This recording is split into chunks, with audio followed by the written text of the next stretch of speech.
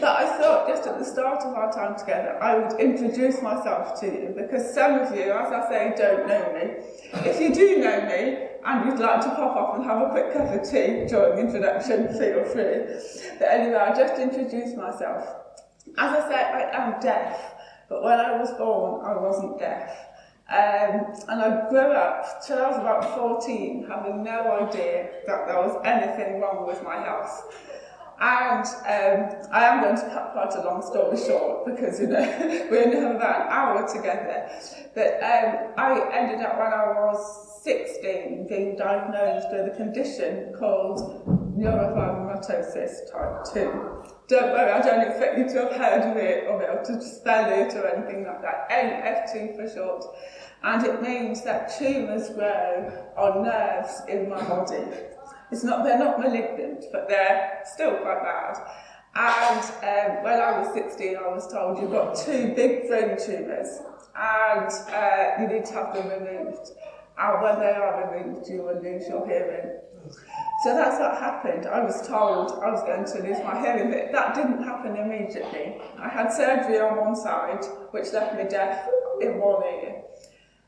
2 years later, that tumour grew back, so I had surgery again, which this time damaged my facial nerve. If you look, you'll see that this side of my face doesn't move. That was because it was damaged in surgery. And I might talk a little bit about that later. Then fast forward another 2 years, when I could still hear in this ear, and I was told that the tumour, this side, had grown so big that they needed to remove it. And I remember the doctor said to me, either we operate and you lose your hearing, or we don't operate and you lose your life. So that was it wasn't really a choice, but that was the 2 options I was faced with. So I had the surgery, woke up in a world of silence, and it was terrifying. Things have got better since then, but back then it was extremely scary. And it took me a while to adjust to not being able to hear. And I'd still say I've adjusted better some days than others, but generally I'm okay with it now. But I also have other surgeries, so tumours grow all over the place, nerves in my back, in my leg, in my arm. And so that is essentially my story. I could also talk about other bits of my life, which I actually will, to tell you that it's not all doom and gloom, but that is an important part of my story. It's not all been easy. Maybe some of us here don't have lives that are completely easy. And, that's okay. It doesn't mean that God has forgotten us. If there's one thing I've known throughout this journey of surgeries and hearing loss and balance troubles, it's that God never walks out. When bad things happen, God always stays. And I'm standing here telling you that I can testify to that. Whatever we're going through, God is with us. So yes, I started with that in my story. The other bit of my story is that I write books, and I know some of you have read those books. And so, there's always something that we can do. And we're going to think a bit about that this morning, about there's always something that we can do, however unable we think we are. I began writing books from my hospital bed, from a place that I thought I had literally nothing to do. In fact, a place that I said to God, take my life, I don't want to live anymore. And it was from that I was led into writing books. So God can always use us, and hopefully we'll be encouraged about that this morning. So that's a very short introduction to me. Hopefully, perhaps over coffee afterwards, we'll have more time to chat with each other, and you can ask me more about my story, and hopefully I can also find out a bit about you too, because it's lovely to share our stories.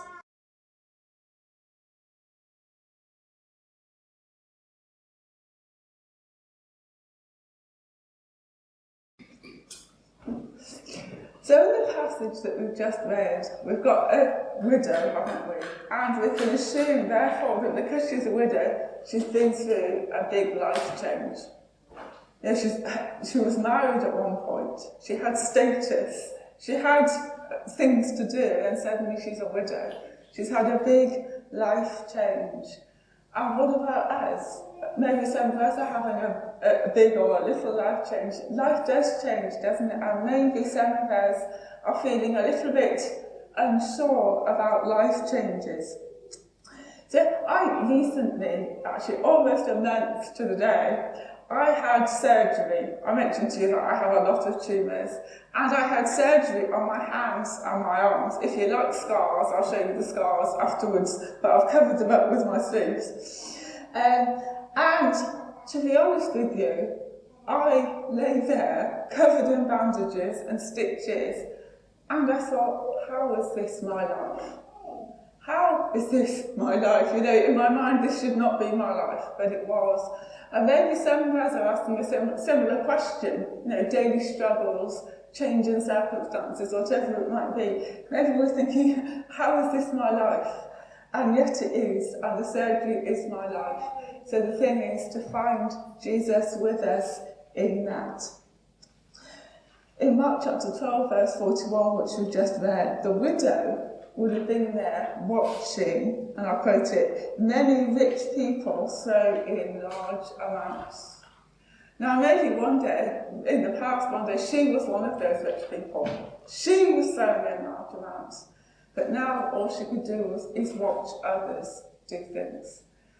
And maybe sometimes we find ourselves in a similar position. We really want to be able to do this, that and the other, but all we can do is watch others do it.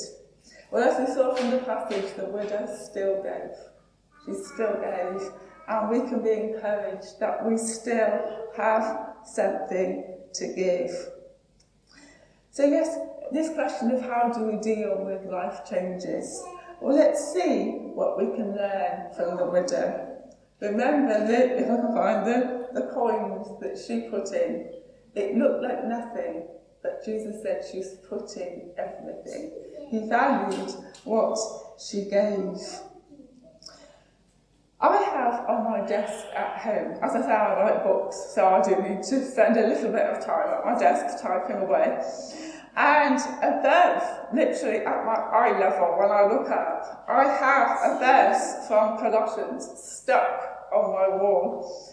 And it's Colossians chapter 3, verse 2, which says, set your minds on things above, not on earthly things.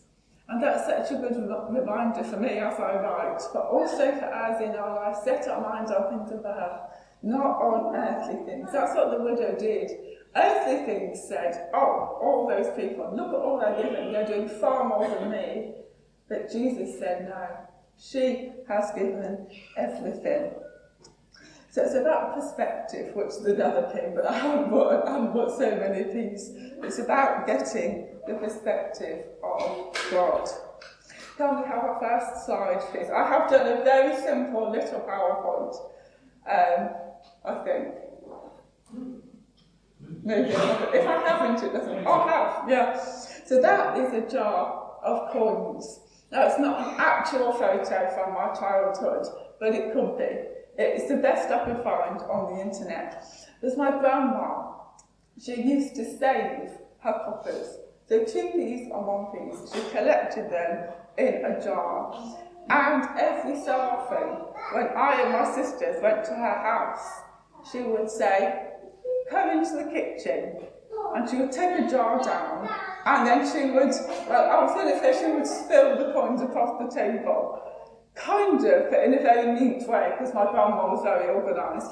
But she would then divide up the pennies between myself and my sisters. I've got 3 sisters, so there were 4 of us. And you know what? We felt like millionaires.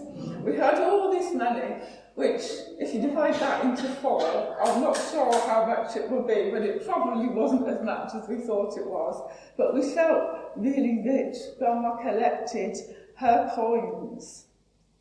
And I want to think a bit about, in terms of collecting our coins, you know, our little bit that we can give, collecting it for Jesus. So the first P, can we have the next slide? The first P, oh, that's the 3P prayer. Yes, I'll just remind you. Prepare, practice, and power. Prepare, practice, and power. So the first one is, can we have the next slide? Thank you. Prepare. Yeah, 1P. Prepare. Now, I don't know how good you are at preparing. I'm not always the best, it has to be said. My bag is somewhere in this room and it's quite big, and I tend to carry a lot of stuff with me, and inevitably I often do not have the one thing that I actually need. I'm not very good at being prepared in many ways, and maybe some of us are the same, or maybe some of us are like my grandma and we're really good at being prepared. But whether we're good at being generally prepared or not, I want to just challenge us today about being spiritually prepared. The widow made sure that she had prepared to give. She had prepared for the day. And how do we prepare for the day? You know, the widow, she took her 2 little coins and she took them with her into her day. And what do you take into your day? I've already said I take a suitcase full of all sorts of junk. But spiritually, what do we take into our day? Now, I have on my bathroom mirror a verse that is stuck. So I see it every morning when I clean my teeth. And my verse that I stick on there is Psalm chapter 5, verse 11, where it says, "Spread your protection over me." Saying to God, spread your protection over me. And that is my prayer every morning. That every morning, that whatever I go through that day, it will be under his protection. And I see that every morning, that prepares me for the day. And perhaps you might like to ask God what verse he would like you to focus on at the start of your day. Feel free to stick it on your bathroom mirror, read it when you clean your teeth, but just something to prepare us for going into the day. And as I say, that reminds me that Jesus is with me. It reminds me to take him into the day with me. If you remember in Timothy, Paul, this is Paul writing, and he says, "All my friends have deserted me. I have nothing. No one is sticking up for me. I'm here all on my own." And then he says in verse 17, "But the Lord stands by my side and gives me strength." And I want to remind us of that one, preparing, taking Jesus with us into the day. Whatever we go through, we have him standing with us, giving us strength. I was thinking, and I don't know whether this will resonate with you or not, but I'm going to share it because it might. It resonated with me. How would it be if when we wake up in the morning, perhaps even before we get to cleaning our teeth and reading our verse on the mirror, how would it be if we just made space for God to say good morning to us? God to say good morning and go into our day in light of all that. So that's the challenge number one, or the coin number one, whichever way we want to look at it, to prepare. Prepare for the day, because it can be so easy to leap out of bed, dash through what we need to do, run out of the door, but prepare for the day. And it doesn't have to take ages, and we can fit it into our routine. Like I say, I do it when I clean my teeth. Just give my day to God. So maybe tomorrow morning there'll be lots of toothbrushes giving our day to God. That would be nice, wouldn't it? So the second side, could we have the next, is practice. Put it into practice. So the woman did that, didn't she? She didn't only have her coins with her, she did something with them. She put her giving into practice. My niece is 10, and she absolutely loves gymnastics. I don't know if anybody here has people in their family or their friends that like gymnastics, but she will do gymnastics all the time. If she were here now, she would see that space, and she would think, that is perfect for cartwheels. And she would be doing cartwheels, or bending over backwards and kicking, whatever. That any space, she takes opportunity to practice her gymnastics. She also goes once a week to train for gymnastics. Or I think it's trampolining, whatever she actually trains for. So once a week she's there, but throughout the week she practices. And I think there's a lesson for us in that, isn't there? Once a week we come to church, which is great. It's lovely being here. But when we go into the week, do we still put into practice what we've learned? Do we still put into practice taking Jesus with us. The woman took the opportunity to give, took the opportunity to put in what she could into the offering. She did it. And we can imagine all these rich people throwing their wealth in, and we can imagine her just quietly going up, putting it in and leaving. But what she may not have known was that someone saw her, and that someone was Jesus. You know, maybe we forget that Jesus sees us. Whatever we do, wherever we are, throughout our day, Jesus sees us. Even if we kind of feel that no one else perhaps notices us, Jesus does. So the woman did it. She did what she could. And there's a quote that you may have heard before that says, if you were on trial, now I hope none of us are actually in court on trial, but if you were on trial accused of being a Christian, would there be enough evidence to convict you? You know, if you were on trial and people had to come forward and say, oh yes, well I saw her doing this, I saw her being a Christian, I saw him following Jesus, would people be able to say that? Would there be evidence? Or would people be saying, well actually no, I don't think that person knows Jesus at all? Would there be enough evidence to convict us? And it can be easy to think that we don't do much. And I would just like to read a passage from Matthew that will hopefully encourage us in that. It says, for I was hungry, and you gave me something to eat. I was thirsty, and you gave me something to drink. I was a stranger, and you invited me in. I needed clothes, and you clothed me. I was sick, and you looked after me. I was in prison, and you came to visit me. Then the righteous will answer him, Lord, when did we see you hungry and feed you, or thirsty and give you something to drink? When did we see you a stranger and invite you in, or needing clothes and clothe you? When did we see you sick, or in prison and go and visit you? Then the king will reply, I tell you the truth. Whatever you did for the least of these brothers of mine, you did for me. So I want to encourage us again in our lives, in our daily life, whatever we do for anyone, we're doing it for Jesus. And as I say, we might think we don't do much, we don't do huge things, we don't do the big things we're used to do, but that doesn't mean we don't do anything. What about when we smile to someone? What about if we hold a door for someone? What about if we help someone out? We're doing it for Jesus. Do you remember in John chapter 12, Jesus thinking about going to the cross? He doesn't want to do it, and he's talking to God, and he says, but glorify your name. Glorify your name. And God says to him, I already have.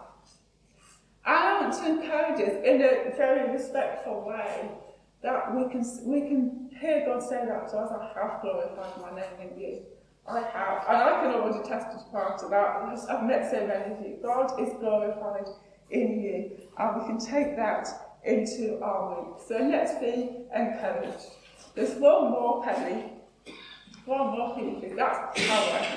It actually says through PowerPoint. But sorry, John, I've taken the point off. We're just going to think about power.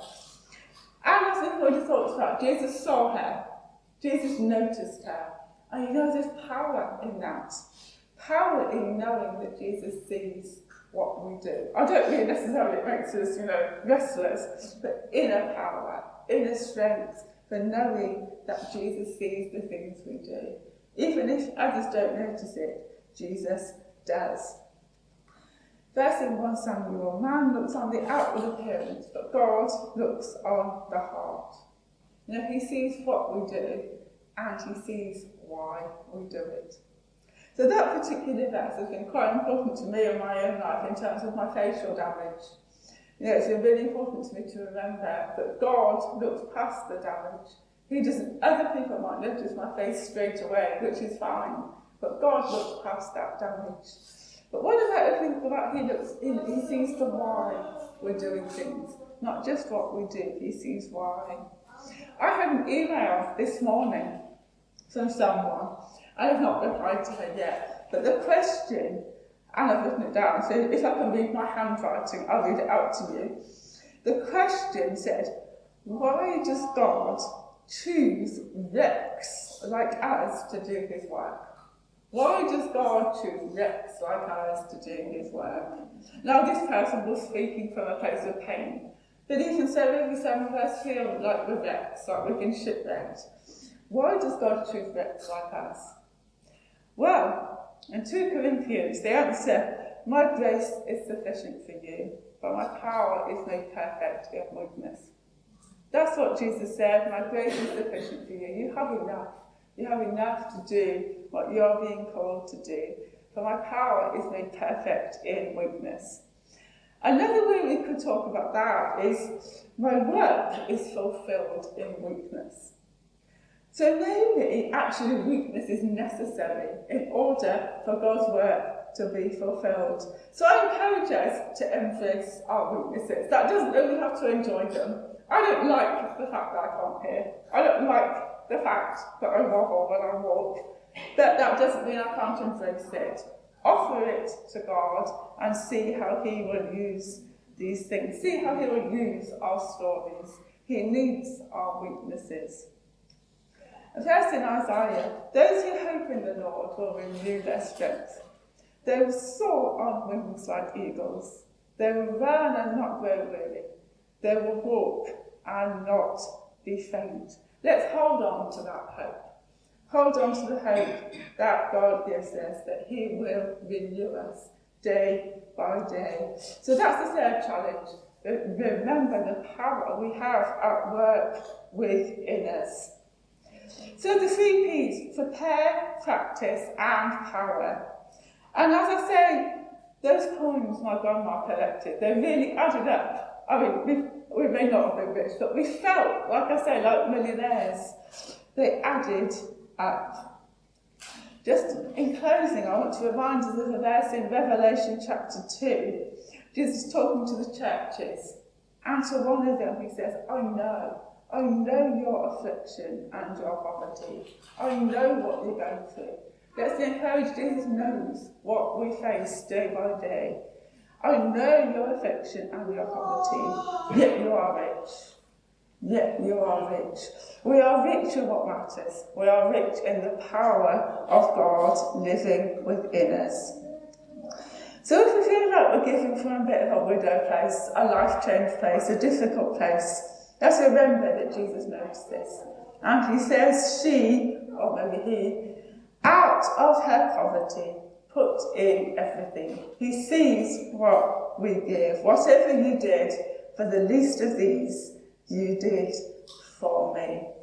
So let's be encouraged as we go out this week that we can serve him in what might seem little ways, and he sees what we give.